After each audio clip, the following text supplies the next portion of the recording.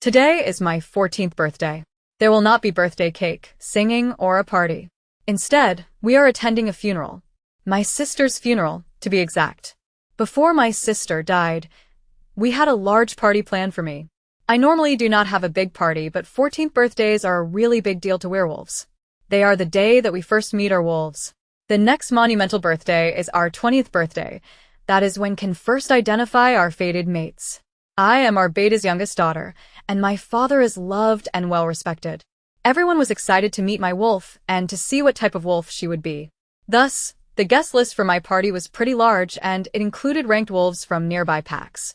I am normally a little bit of a loner, hence why I usually do not have a big birthday party. However, for this particular occasion, I was happy to have a lot of guests. Meeting your wolf comes with the first shift/transition, and that can be incredibly painful. As inherently social creatures, the only thing known to help wolves with the pain of the first shift is to have supportive family, friends, and community around you. The way that it typically works is that the pack will host a dinner or barbecue in your honor. As night falls and the moon replaces the sun in the sky, everyone will gather inside the pack amphitheater. The shifter-to-be will stand in the middle of the amphitheater while guests quietly chant well wishes and prayers to the moon goddess. The energy in the space can be electrifying for everyone present, no matter whether there are 25 attendees or 500. Once the first shift is completed, the new wolf will prance around the stage and strut their stuff.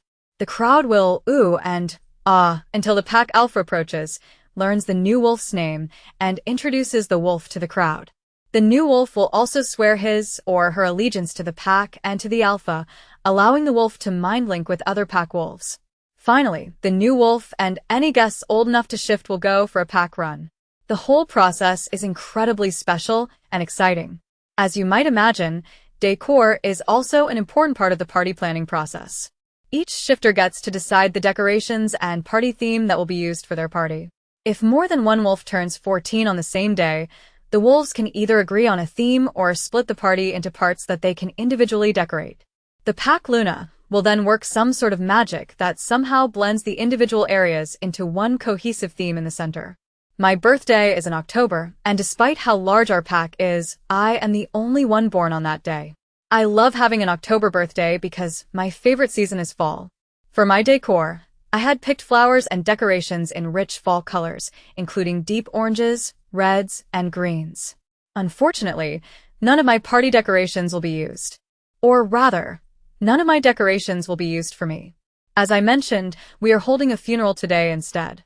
My oldest sister, Stephanie, died this morning. Pack and religious tradition dictates that we must hold funerals within 24 hours of death.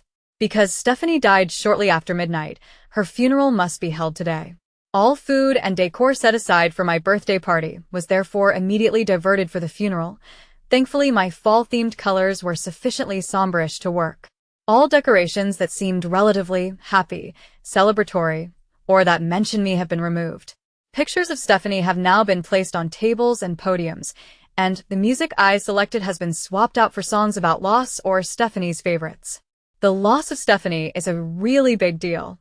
Not only was she my sister and my parents' oldest and favorite child, she was also widely anticipated to be the mate of Alpha Randall's son, James, which meant she was most likely the future Luna of our pack. Stephanie would have turned 20 in 3 months, and she and James would have been able to confirm that they were mates then. The pack was so sure that they were mates, and Alpha Randall was so eager to turn the pack over to James and his mate, once she was identified and ready to take on the Luna position, that they deviated from standard protocols and decided to begin Stephanie's Luna training just after she turned 18. If I am being completely honest, something never sat right with me about Stephanie starting Luna training. Part of it is what Stephanie's Luna training meant for me, but that is a separate conversation. The biggest thing was that I did not understand why Luna training could not wait until Stephanie turned 20 and could confirm who her mate was. Lunas for generations have waited for their training. Why couldn't Stephanie? It also bothered me quite a bit to watch Stephanie hang all over James at pack functions. Our pack frowned upon dating and public displays of affection prior to finding your mate. It created too much risk for problems, anger, and jealousy once your mate was located. For whatever reason, an exception was made for Stephanie. But then again, exceptions always were made for her. Stephanie was strong and absolutely beautiful, and the pack knew her as being kind, smart, and energetic. She could do no wrong in the eyes of my parents, the alpha, or the pack. I hope I do not sound too jealous or bitter. I loved my sister, and her death is hitting me really hard. It's just that I knew a different side of my sister than everyone else, and I know more than anyone that my sister was far from perfect. Had I spoken up before she died, I would have been accused of jealousy and lying. And were I to speak up now, well, I would be accused of jealousy, lying, and improperly speaking ill of the dead. It is easier to just let it go. Along with my birthday. It isn't that important anyway. I do not want to be selfish or self-centered. The only immediate problem with letting go is that, bad timing or not, I'm going to shift for the first time tonight. There is nothing I can do to stop or postpone it as much as I would like to do so. I am worried about how it is going to go. Hopefully, during the reception, my mother or father or brother or someone will be willing to step aside with me for 20 to 30 minutes just to get me through it. We could then return and act like everything is normal. Or as normal as it can be with Stephanie now gone. Sadly, I should have known that nothing in life is that easy. Chapter 2. James POV. I watch sadly as the casket is carried from the temple to the burial grounds. It is a cold October day, and the gray sky and drizzly weather adds to the overall somber atmosphere. I cannot help but be impressed at how quickly the pack was able to pull everything together for Stephanie's funeral. All funerals happen quickly in our world, but because of how fast the funerals must take place, the decor and guest list is usually somewhat lacking. It is a testament to how much Stephanie was loved that they were able to put together so many beautiful floral arrangements in her honor, and that so many people were able to be here to honor her life, including many wolves from other packs.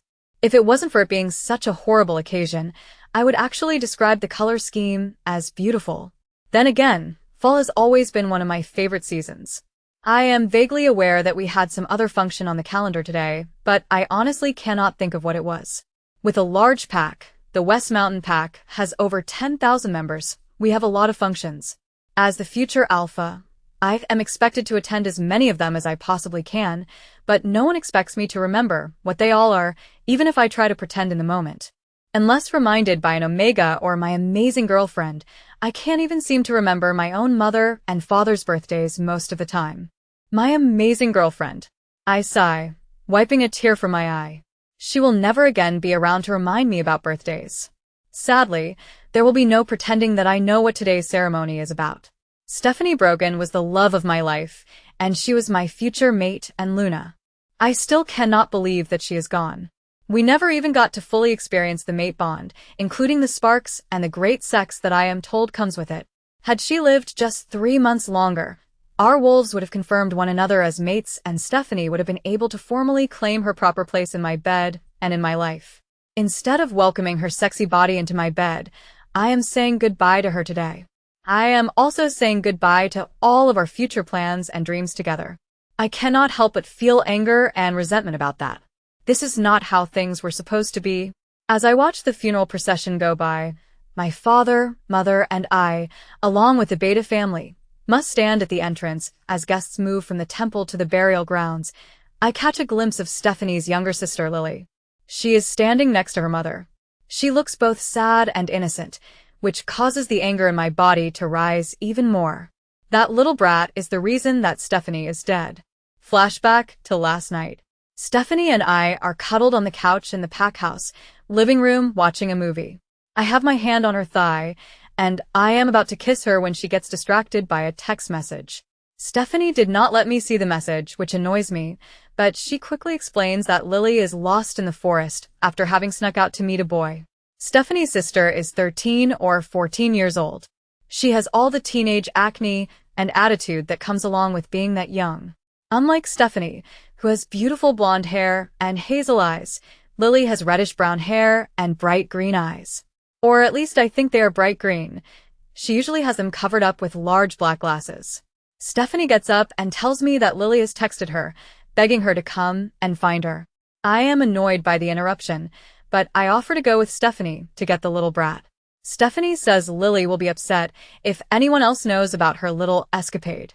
Stephanie reassures me that she will be fine, and then gives me a quick peck on the lips. My wolf and I have a bad feeling when Stephanie leaves, but Stephanie has us wrapped around her little finger. It is almost impossible for my wolf and I to disagree with her about anything. We pause the movie and decide to get some work done in my dad's office while we wait for Stephanie to get back. I am a night owl anyway, so I do not mind waiting. Unfortunately, about an hour after Stephanie leaves, I get an urgent mind link from our pack warriors. They report that the little brat had been spotted running out of the woods screaming for help. Before they can say much more, I shift into my wolf form and take off running. I follow Stephanie's scent far into the woods, until I come to a small clearing, which is covered in Stephanie's blood. Her torn, bloody clothes are tossed around, and chunks of her hair thrown about as well. It is the worst, most savage sight that I have ever seen. The smell of rogues is all over, so it is fairly obvious what has happened. The a-holes didn't even bother to leave her body. End of flashback. Tears threaten to continue to fall as I think back to the scene last night. I have not slept or eaten since I found what was left of Stephanie, and I am having trouble holding my emotions together. Now that my eyes have spotted Lily, my anger with her becomes a welcome distraction. I have a very hard time looking away from her. The truth is that I have always found myself strangely curious about her, but today all I want to do is take my anger out on someone, and she seems as good a target as anyone else. Her stupid teenage behavior cost me my mate, and it cost this pack its future Luna. My wolf, Luke, begs me to calm down. It is an interesting thing having the wolf side try to calm the human side. As upset and angry and emotional as I am, it is tempting to ignore him and immediately start teach that little brat a lesson. However, I decide to follow Luke's advice after he reminds me that Stephanie deserves to have her funeral be all about her and not some whiny teenage brat. That does not mean that I am going to let Lily get away with what she has done, but I wait until a more appropriate time to take my revenge. I turn my focus back to Stephanie's casket, which we filled with her bloody clothes, hair, and anything that could be found at the site that had her blood on it. The casket has been brought to the center of the amphitheater. The Alpha and Beta families take their seats in the front row, and my father and the pack priest move beside the casket to begin the ceremony. The ceremony involves a lot of prayers, rituals, and speakers.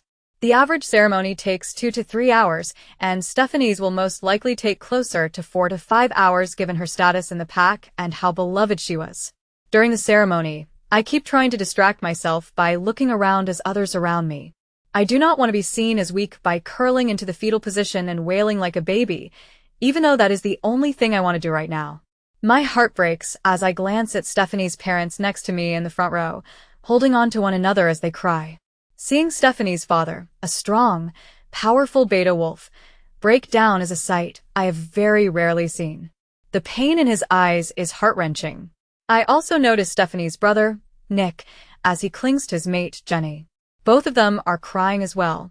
Nick is my best friend, and I have known him since we were tiny pups, but I have literally never seen him cry. I notice that there are no dry eyes anywhere. Even my father has a few stray tears running down his cheeks, although I am sure he would kill anyone who pointed it out. He is a proud man, just like me. As the sky continues to darken, I notice the little brat starting to act like she is uncomfortable in her seat. I can tell that Stephanie's mother is getting agitated, and rightly so. For once, can the little brat not think about something other than herself? Seriously. It is one ceremony. Just one. For an older sister who died trying to help her. How dare the little brat not hold herself together? The next thing I know, the moon is high in the sky, and the final rites are being spoken by the priest. As exactly that moment, the little brat whispers something in her mother's ear. Her mother turns and glares at her, causing the little brat to put her head down. I then watch as the little brat stands up and walks away. She looks like she is in pain, and I hope that she is. How dare she walk away from her sister's funeral, especially in the middle of the last rites? I am tempted to follow her and give her a piece of my mind, but Stephanie means more to me than that. I remind myself once again that I will get my revenge on Lily, aka the little brat, soon enough. For tonight, I must remain focused on the love of my life. Chapter 3. Lily POV. I am barely 14 years old, and so I have not been to very many funerals.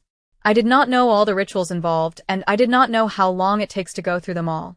The funeral began at 2 p.m., so I had anticipated that the ceremony and rituals would be done, or at least mostly done prior to dark.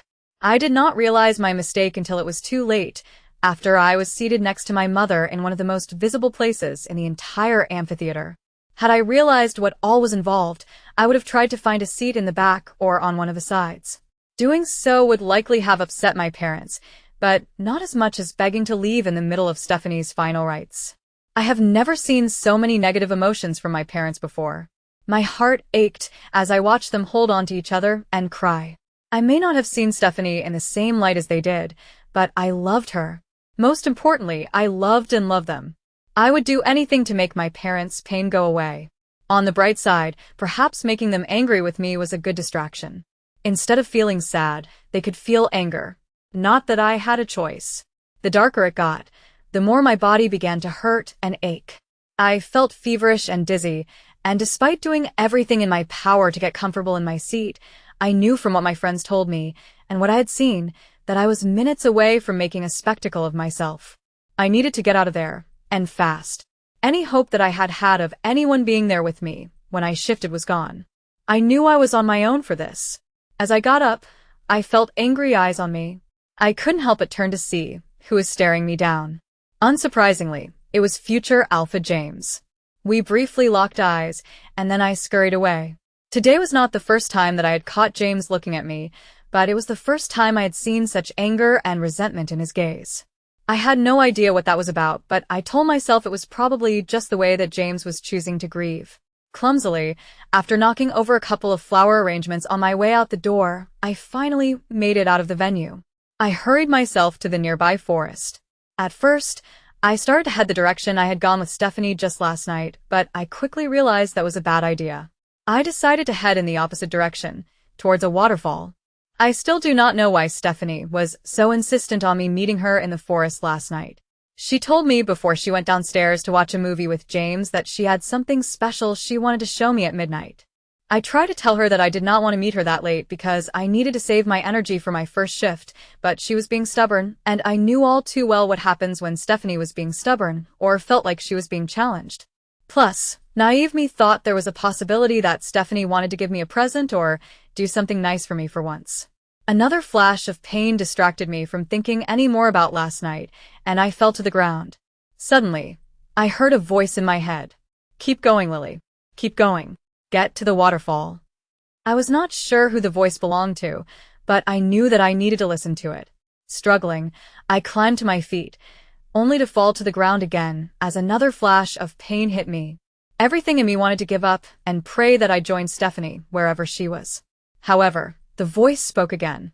"Lily, I will help you through this, but I need you to move. Please. Crawl if you have to, but you need to get to the waterfall." Slowly, I got myself on all fours and crawled as quickly as I could through the forest towards the waterfall. My hands and legs were getting scraped up, but the scrapes were nothing compared to the pain that I was feeling as my body prepared for its first shift. It must have taken me at least 10 minutes, although in my head it felt more like a couple of hours, but I finally made it to the waterfall. Once there, I collapsed.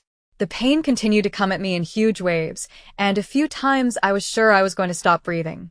"Hold on, Lily. You are going to be fine. I need you to clear your mind and just focus on letting go." The pain hurt too much to fight or question, so I closed my eyes and just did as I was told. I heard and felt the sound of bones breaking, and I felt like my body was essentially self-imploding. Finally, after several more minutes, which again seemed to pass in slow motion, the pain suddenly stopped. "Good job, Lily. You did good," the voice said. The pain was gone, so I could finally ask questions. Who are you?" I asked. "I am your wolf, silly. My name is Rose. Are you ready to see what I look like?" "Yes." "Good. Now open your eyes." I opened my eyes and immediately noticed that I was not human anymore. My feet and hands were paws. I then looked into the water that pooled at the edge of the waterfall, and I saw my reflection, or rather the reflection of Rose. My heart stopped. There are many different types of wolves: alpha wolves, beta wolves, gamma wolves, warrior wolves, silver wolves, white wolves, red wolves, omega wolves. And even within those categories, there are varying sizes and colors and markings. We learn about the types of wolves in school. "Expect the unexpected" was a phrase that was often said about the first transition, but in reality your wolf generally follows your lineage. The children of alpha wolves will generally be alpha wolves, the children of beta wolves will generally be beta wolves, and so on.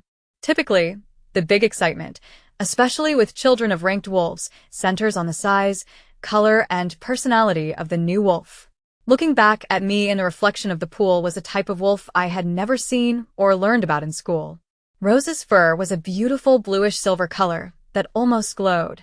On the right side of her rump was a large black crescent moon symbol, and the black coloring of that symbol matched her solid black paws and black tail. In addition, I noticed that Rose was huge. Although it was tough to tell, it appeared to me that Rose was at least as large as some alpha wolves. What type of wolf are we, Rose? A special type. You will learn more as time goes on, but know that the moon goddess has blessed you, and I, Lily. I did not say anything. I was not sure what to say. Rose and I sat by the waterfall for a while longer, until I remembered Stephanie's funeral. We need to get back, I told Rose in a panic. Rose guided me through how to transform back to our human form, and I frantically searched the nearby trees for clothes. I found a men's t-shirt and shorts. Both were far too big for my small frame, so I opted to just put the t-shirt on. I also grabbed my eyeglasses off the ground and put them on. Thankfully, they did not break during the transition. Now that I had Rose, I would not need the glasses anymore, because she would heal my eyes. However, Rose warned me that, for now, it was best that I continue to wear the glasses and let the pack believe that I did not yet have my wolf. I thought it was a curious thing for her to say, but I had no reason to not trust her. I hurried back to the pack house and entered the beta suite, hoping to quickly change clothes and rejoin the morning crowd. Unfortunately, once I entered the suite, I was met with the angry, accusing eyes of my mother. Where have you been? How dare you make a scene at your sister's funeral? Have you no shame? Are you so selfish and self-centered that you can think of no one but yourself? I said nothing. What could I say? My mother then did something that, in my 14 years, she had never done before. She slapped me. Hard. And the beating continued from there. Chapter 4. 6 years later. Lily POV. 6 years have now passed since that fateful day that Stephanie died. I wish that I could say that life has moved on, and that we have found good in the bad, but for the most part, it isn't true. Stephanie is just as much a part of this pack today as she was before she died. And the grief felt in the pack is just as raw and angry as it was that first day. If anything has changed, it is that, instead of Stephanie being out in the center of things, she lives on almost like a shadow over everything. She now has a couple of streets named after her. Stephanie Lane and Steffi Avenue. Her nickname was Steffi. The local coffee shops sell a couple of drinks dedicated to her, and you can quite literally find some of her favorite outfits on display in glass cases at various places throughout the pack. Even more bizarre, the day she died was turned into a pack holiday, as was her birthday. Everyone but Pack Omegas have both days off from work, school, and training, and there are somber celebrations and remembrances planned to commemorate each occasion. I once made the mistake of asking my parents whether this was a normal reaction to the death of a single she-wolf. We can love and miss her, but to continue to hold large ceremonies every year? And to treat her as a saint and forget that she had a human side too? That seemed a bit too much to me. As far as I know, the pack has never done this for any other Luna or future Luna, and it only honors 2 to 3 historical alphas in such a manner. I was rewarded for my questions by being called jealous and hateful. I also received a significant beating, but beatings had become commonplace from my mother, so I cannot say that my question necessarily triggered the beating I received that day. Plus, the beating hurt far less than what I received before Stephanie died. But for the slight pain and who did the beating, I almost would not have minded.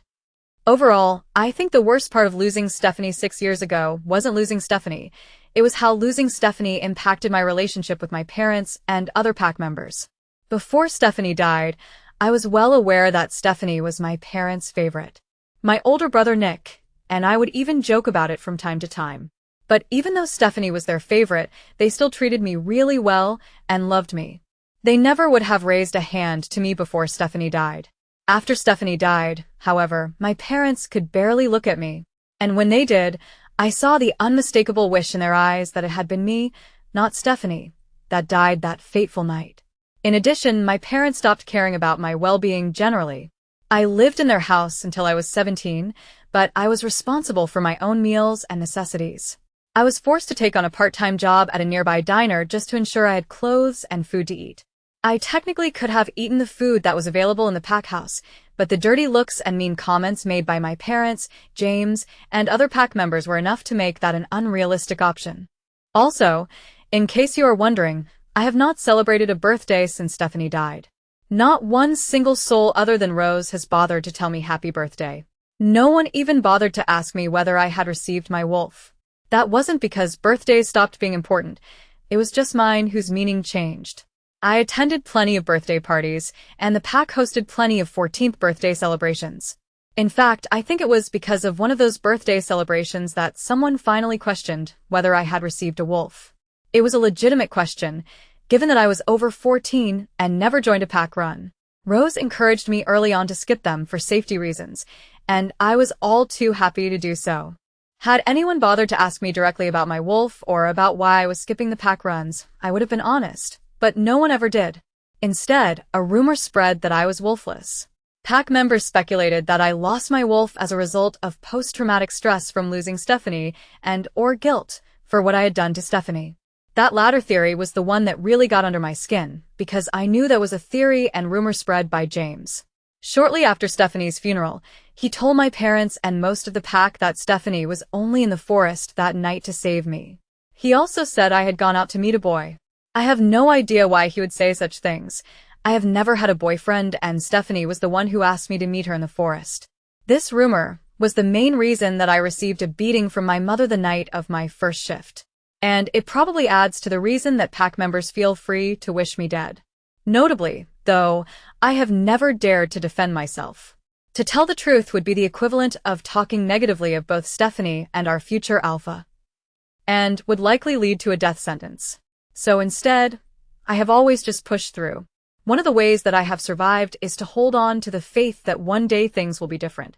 Another thing that I have done is take every last opportunity to leave the pack.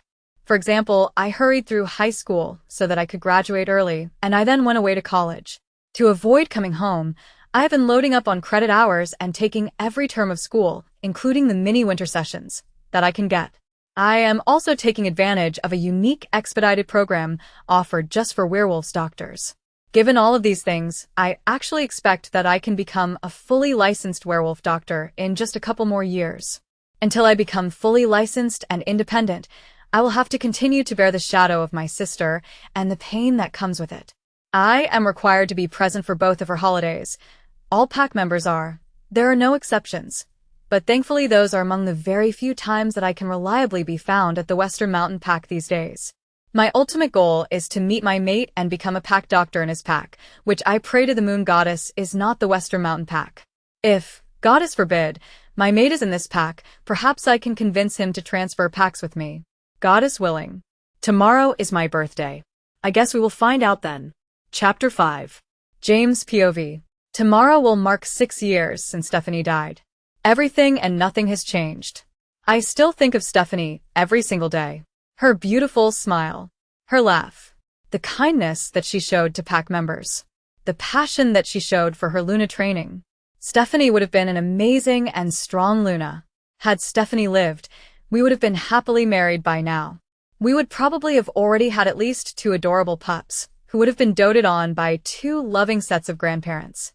Together, Stephanie and I would have been leading the West Mountain Pack to new heights. Of course, Stephanie is no longer here. And without Stephanie, I am only a fraction of the man that I used to be, and only a fraction of the wolf. Without Stephanie, I am not even alpha yet. In our world, most alpha heirs take over from their fathers between 25 and 30 years old. That timing ensures that most alphas will have already found their mates before they take over the running of a pack. Running a pack is not easy to do by yourself. Even with a strong beta and a strong gamma, a Luna's importance to a pack cannot be underestimated. A Luna brings heart and balance to a pack and to the alpha himself. She is the alpha's equal, and she is one of the few werewolves in the pack who can get away with challenging and questioning an alpha's decisions. If she exercises her role properly and judiciously, a Luna's presence can lead to better overall outcomes, decisions, and governing. This is especially true if the Luna is the alpha's fated mate, because it means she takes on her role with the blessing of the moon goddess. Alpha heirs who take over their packs prior to turning 25 typically do so either out of necessity or because they have been fortunate to have been mated very early to a strong Luna. 6 years ago, when Stephanie was still alive, my father thought we were going to be part of the lucky latter category. He had been very eager to take an early retirement. He and my mother had fantasized about all the European trips and Caribbean cruises that they would take after I was sworn in as Alpha, and they had already had tentative plans for at least one of those trips. Of course, all of those plans were ultimately scrapped. Today, I am old enough to take over as Alpha, even without a Luna by my side, but my father is concerned that I am not mentally strong enough to do so yet.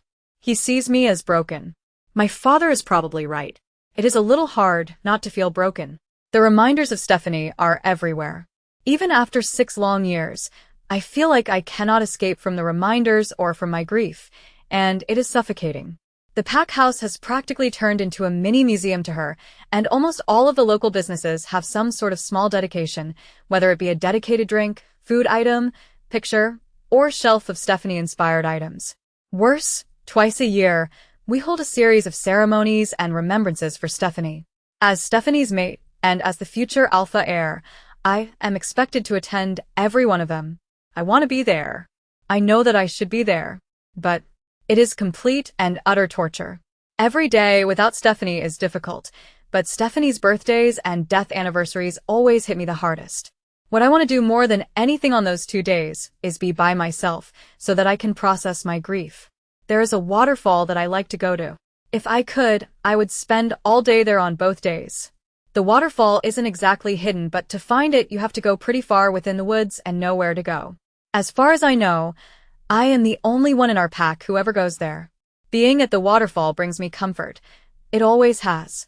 That is where I want to be when I am grieving or upset. Unfortunately, instead of spending time in the comfort of my waterfall, I have to spend the 2 hardest days each year out in public with almost 20,000 eyes watching my every move and every reaction. Instead of just grieving, I have to be conscientious of how every display of emotion can impact and be perceived by the pack members. As I listen to pack members, Stephanie's parents, and my own parents take turns telling stories about Stephanie and her good deeds, I am expected to somehow strike an impossible balance between sadness and strength. At each of the events, year after year, the remembrances are largely the same. At this point, I practically have the speeches memorized. The speeches usually include stories about how Stephanie would bake cookies and send her sister to deliver them to the guards working the late-night shift on the borders. And stories about how anytime anyone was injured in training or at battle, she would not only have her sister deliver care baskets to patients at the hospital, but she would also put one together for any family members separated from them while they were recovering. My parents talk about how eager Stephanie was to take on her position as Luna, and how dedicated she was to her training, even working on lessons for hours at home multiple times per week. Stephanie's parents talk about their prior dreams for their daughter and the hole they continue to feel in their hearts. Nick talks about how family celebrations do not feel the same without Stephanie there, and Jenny talks about wishing that she still had a sister-in-law to bond with and engage in girl talk. The only blessing is that, as the grieving mate, no one expects me to say anything at these events. But that does not spare me from the staring and judgment. If I show too much sadness, pack members worry that I am weak and will not able to be the leader of the pack in the future. If I seem too stoic or show too much strength, pack members could perceive me being disrespectful towards Stephanie's memory. They will also worry that my reign as Alpha will lack balance and compassion, which I already hear whispers about from time to time. Sometimes I feel angry about the whole thing. I would never, ever expect anyone who has lost their mate to put themselves on a stage multiple times a year and be judged on whether their external grief is appropriate enough. And yet my parents have no problem doing it to me. I tried to push back once, but only once. As you can imagine, it did not go well. I started the conversation by telling my parents that I did not think it was healthy for me to be surrounded by constant reminders of Stephanie, and I told them that I thought the constant remembrances were counterproductive to my mental health. I suggested that we scale back the events, or make them more private affairs. My father got angry and accused me of being selfish. He told me that being uncomfortable and dealing with the pressure of judgmental pack members is part of being an alpha. Meanwhile, my mother reminded me that the ceremonies had been Stephanie's parents' idea, and she asked me if I wanted to be the one to tell them it was no longer important to celebrate Stephanie's life. No, of course I did not want to tell Stephanie's parents that. No, I did not want to be selfish. I just wanted, and still want, to not feel so sad all the time. 6 years in, and the only reprieve I ever get from my grief is when the little brat is around. She has made herself scarce the last few years. But when she is around, my wolf and I can sense her from a mile away. My wolf and I fight about her all the time. For some reason, Luke seems to have a soft spot for the little brat, but we can agree that it is nice having her around. For me, it's because I have a worthy target for my anger and rage. Chapter 6. Lily POV. I arrive back at the pack around 9 p.m. on the night before Stephanie's 6th death anniversary. When I pull up to the border gates, I am directed to park my car and exit my vehicle. The 3 male guards at the border gates, Marcus, Joey, and Aiden, ask me for my name, which makes me roll my eyes. I went to school with all 3 of them. I sat next to Aiden in every math class that I took between 7th and 10th grade. Marcus and I were lab partners in science class in 10th grade. And Joey's long-term girlfriend and now mate, Jessica, used to be one of my very good friends before everything happened. I admit that I look different than I used to look, but I do not look that different. My teenage acne is gone. I am a little bit taller and slimmer. My hair is longer. My breasts finally came in, and I no longer bother to wear my glasses anymore. Once we stopped living in this pack full-time, Rose became a bit more relaxed about that particular precaution. She still will not let me shift around here, though. With the exception of the glasses, most of the changes in my appearance have occurred gradually over time. If anyone does not recognize me, it is because it has been a very long time since they have really looked at me. Then again, I do not know why I am surprised. Unless it was to taunt or bully me, most people in this pack have not bothered to pay much attention to me since Stephanie died. In a way, I suppose I should be grateful that the 3 guards do not recognize me. During school, these 3 were amongst my biggest bullies. I am pretty sure they, like many others in the pack, believed that mistreating me was a way to earn favor with their future alpha. For a brief moment, as I remember some of the bullying I received, I think about taking advantage of their ignorance and giving them a fake name. It would definitely make my life easier. Unfortunately, despite the things that people say about me, I am not a liar. Taking a deep breath, I respond honestly. Lily Brogan. Lily Brogan? Isn't that the name of the beta's kid? Marcus asks. I open my mouth to answer him, but I stop myself when I realize that Marcus is not talking to me. He is talking to Aiden. I think so. But this definitely is not her. Better ask for her identification. Aiden responds. Yeah, she looks nothing like the beta's kid. I heard the moon goddess took away her wolf and cursed her with horrible looks as a punishment for killing Luna Stephanie. The last time I saw her, she had massive craters on her face. Joey offers. Marcus laughs. Are you sure those were craters? It might have been spaghetti sauce. They all start laughing, but I cringe for 2 reasons. First, they are referring to an incident during our freshman year in which Joey dumped my lunch all over my head in the school cafeteria. I remember that incident well, not just because of the public embarrassment, but also because I did not have any money left to buy a replacement lunch, and I ended up not eating anything for 48 hours because of it. Second, Joey just called my sister Luna Stephanie. Is that what pack members are calling her now? I understand that the pack loved my sister, but sometimes I wonder whether this Hulda and Amp N pack has lost its mind. Have they forgotten that Stephanie and James never actually confirmed that they were mates? And that Stephanie was never actually sworn in as Luna? It seems like every single year that passes, the sainthood bestowed on Stephanie gets a little bit larger. Perhaps next year pack members will begin to believe that Stephanie discovered the cure for human cancer. Ugh. I know I sound bitter. I feel bitter too. Marcus turns back to me. Identification, please. I hand him my driver's license. He looks at it curiously, and then shows it to Joey and Aiden. Gentle wolves, it appears we have a case of stolen identity. I do think the pretty lady just handed me a fake ID card. It isn't even a good fake. She looks nothing like her license photo. Oh, good goddess. Seriously? My license photo was taken just last year, and it is very much my picture. This is getting ridiculous. Of all the identities to steal, why would anyone want to impersonate Lily Brogan? Aiden asks. Joey looks me up and down. Little lady, you must not be from around here, because anyone who has lived in a 50-mile radius of here would know that Lily Brogan is the last she-wolf you should want to impersonate. In fact, she isn't even a wolf. Just call Beta Robert, please, I ask in an annoyed tone of voice. Are you sure that is a good idea, pretty lady? Marcus rubs his chin and begins to laugh once again. Actually, maybe impersonating Lily Brogan isn't that crazy an idea after all. I couldn't blame Beta Robert for seeing this as a good opportunity to upgrade from that defective seed of his. The other two join Marcus's laughter. Again, do these males have nothing better to do? Their joint laughter is beginning to really irritate me. I am starting to wonder if I accidentally came to a pack of hyenas instead of werewolves. Do you remember that time that Sully made Lily eat his? Call. Beta. Robert. Please. I interrupt, this time more forcefully, because Rose has added a bit of her aura to it. We know exactly which story Aiden is about to tell, and it is one that neither of us want to remember. Fine, but it is on your head, Marcus concedes. 10 uncomfortable minutes later, I watch as my father pulls up in his car and approaches the check-in station. Chapter 7. Lily POV. I watch as my father parks his SUV car and gets out.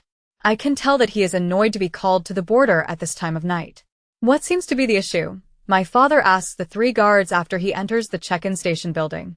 His tone is gruff, annoyed, and consistent with his typical no-nonsense approach.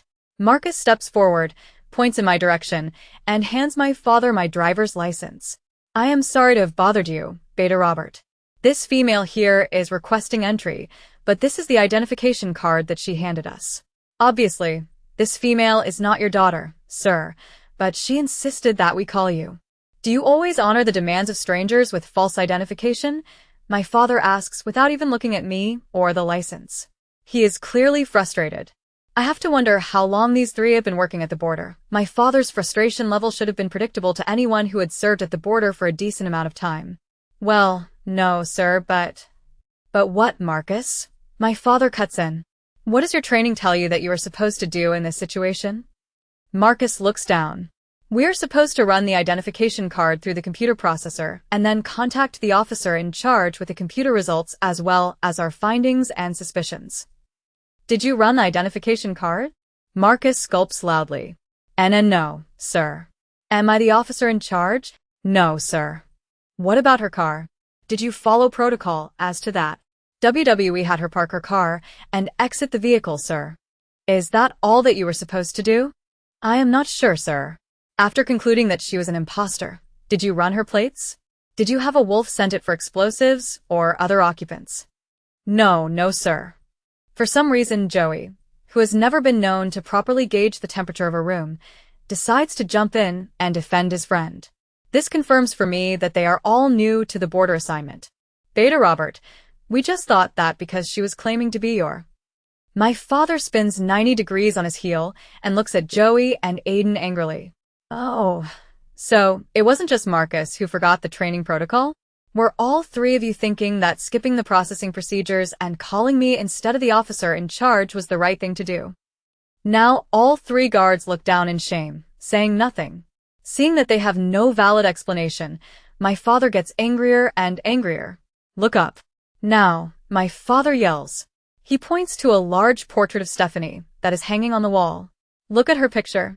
There is a very subtle shake in my father's voice and hand. I know what is causing it, and I am starting to regret asking the guards to call him. In case you need a reminder, border security is one of the most important pack duties we have, if not the most important. A lack of proper border security is what got my daughter, your future Luna, killed. Following protocol and the chain of command is not just a respect issue, it is a safety issue. What if someone came onto pack land demanding to see the Alpha, Luna, or the Alpha Heir? Or one of our other critical pack members? What if this unknown female here had meant to cause harm by luring one of those wolves to the border? Or what if she had been sent here as a distraction by the enemy? What if she had rogues hiding in her vehicle? Did any of you bother to think about why we have protocols in place? You do not know what you do not know. You do not know the enemy. You do not have the ability to determine who is a safety risk and who is not. Your responsibility is to follow the protocols. Nothing less, nothing more. None of you have authority to decide when it is acceptable to deviate from the training protocols. You are never to ignore training protocols. You are also never to obey the demands of unknown persons or wolves, especially if you have reason to believe their identification has been falsified. My father is silent for a few moments, letting his angry words sink in. The tension in the room is off the charts. After a while, almost in a whisper, he adds, "For you all to make such critical errors the night before the anniversary of my daughter's death." Because the guards are obediently staring at Stephanie's portrait, they do not see the tears in my father's eyes as he says that last part. But I do. I feel a sharp sting in my heart. I know Stephanie's death anniversary is hard on my father, and I hate seeing my father cry. As much as others in the pack blame me for Stephanie's death, I know my father blames himself. As the beta of the pack, border security has always been one of my father's chief responsibilities. The rogue attack that killed Stephanie occurred on pack territory after rogues were able to somehow breach our borders. My father reacted to Stephanie's death by becoming an absolute stickler for following protocols. Any deviation from those rules he takes as a personal insult and failure. Eventually, my father looks over at me for the first time. He glances at my driver's license, rolls his eyes, and then turns back to the guards. "I will take the imposter with me. I will come back for the vehicle after the memorial events tomorrow. I recommend you three get as much sleep as you can tonight, because you will be performing cleanup duty at tomorrow's events and at the pack house for the next 3 weeks. After that, you will be sent to remedial training before you are allowed to return to regular duty." With that, my father walks towards the exit. He gestures for me to follow him, which I do. We get in his car silently, and he starts the engine. Once we are a few blocks from the pack border, my father glances at me out of the corner of his eye. "You told them to call me knowing it was against protocol, did you not?" "I did." "Did you do so to annoy them or me?" "Them." "I got irritated with them for giving me a hard time and not recognizing me. But I am honestly surprised that they listened to me and ignored the other protocols." "I'm not. I told Alpha Randall those idiots could not be trusted to put together a ham sandwich. I got overruled. I suppose I should thank you for proving me right. I am sorry that I did so tonight of all nights." Don't be. Since Stephanie died, there is no good night. Chapter 8. Lily POV. The rest of the drive to the pack house was eerily silent. After my father and I arrived at the pack house, my father quickly exited the vehicle and headed to his office, leaving me on my own.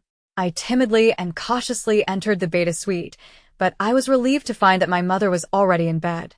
I decided to go directly to my room and try to sleep as well. Unfortunately, I ended up tossing and turning all night. The look on my father's face when talking to the guards continued to haunt me. When I did sleep, I had nightmares. Strangely, Rose seemed restless too, but other than briefly wishing me a happy birthday after it hit midnight, she did not say anything. I think the main thing that provoked my nightmares and kept me up was that my heart ached for my father. I knew that I wanted to help him with his pain and ease his suffering, but I was not sure what I could do or say to make things better. It has already been 6 years. If time has not helped heal his heart, what could I do? The truth is, I am not Stephanie and I never will be. The only thing I have ever known how to do for my father is to try to stay out of his way. At least for my mother, I can serve as a literal punching bag to help her relieve her grief. And for others in the pack, I can serve as both a literal and metaphorical punching bag. But I am nothing to my father. My father has neglected me and ignored the abuse I suffer from others, but he has never directly participated in any of abuse. Perhaps that is one reason his pain upsets me more than the pain of everyone else. He is the least awful amongst my current tormentors, and I can sometimes lie to myself that he does not know or agree with how much I have suffered. I know that it probably seems strange that my heart aches for him at all, given that he is someone who, for the most part, could care less about me. However, please understand that for my own sanity, I have chosen to remember and hold on to the good times in my childhood. Of course, there is also the fact that, regardless of how my father currently feels about me, I have always been, and will probably always be, a daddy's girl. It is just part of who I am. Since I was in diapers, I have looked up to my father and considered him to be my superhero. Before Stephanie died, I never saw an ounce of weakness in him. He was my strength and my rock. I always had a strong desire to make him proud of me. He was always the first one I ran to when I got a good grade on a test, or when I drew a picture I thought he might like. And before Stephanie died, he was always the first one to dry my tears when I got hurt or to give me reassuring praise when I felt down. Even though I knew Stephanie was his favorite, even though I knew Stephanie's accomplishments would always be greater and that he would always be more proud of her, those little things mattered to me. I lived for those moments. Sigh. By 5:30 a.m., I gave up on any hope of further sleep. Stephanie's first remembrance event was not scheduled until 11 a.m., so I knew I had a little bit of time. Eager to take advantage of that time and also avoid my mother, I took a quick shower, packed a small backpack, and headed out of the house. Predictably, my feet led me to the waterfall that I had shifted in front of 6 years ago.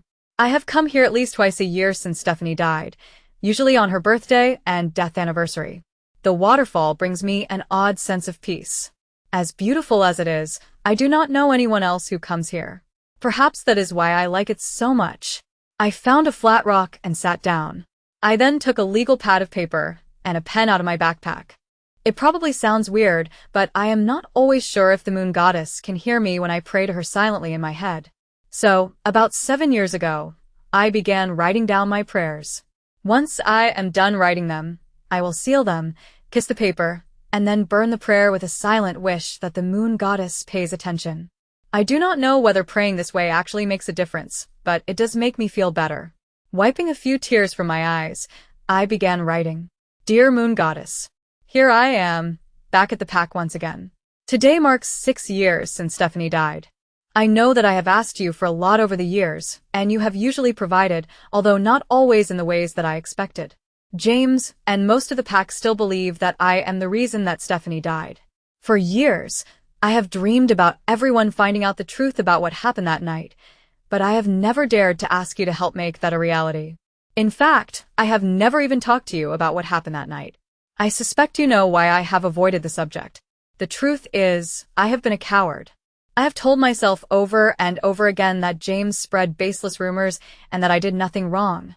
I did not want to face the possibility that maybe, just maybe, everyone is right and Stephanie's death was my fault.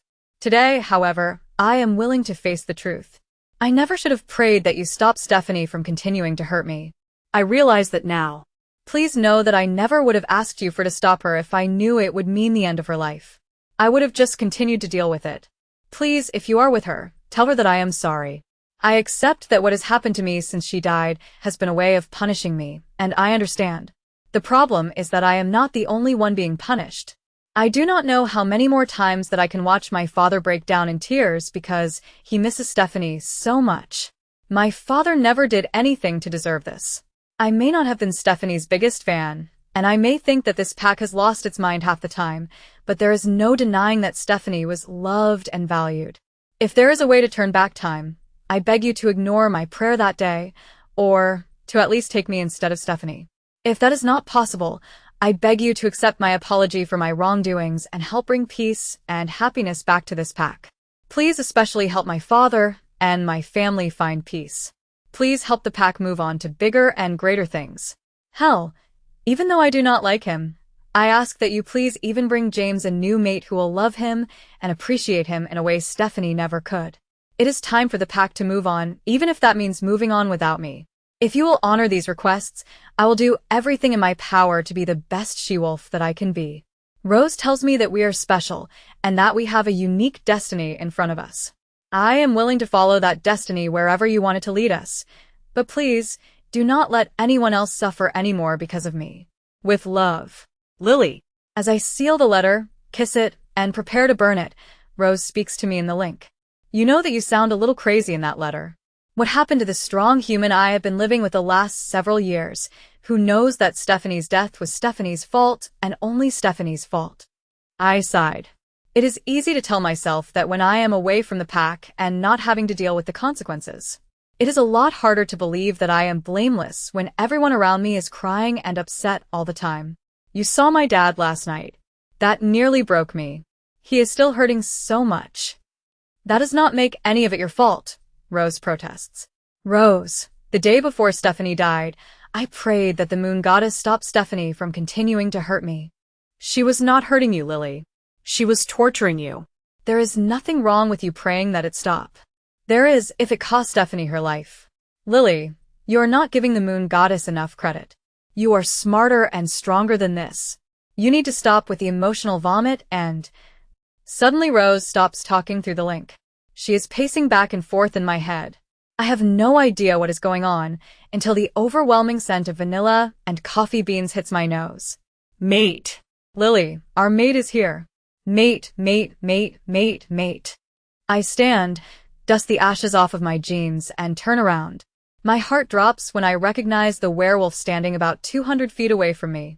This has to be a joke. This cannot be happening.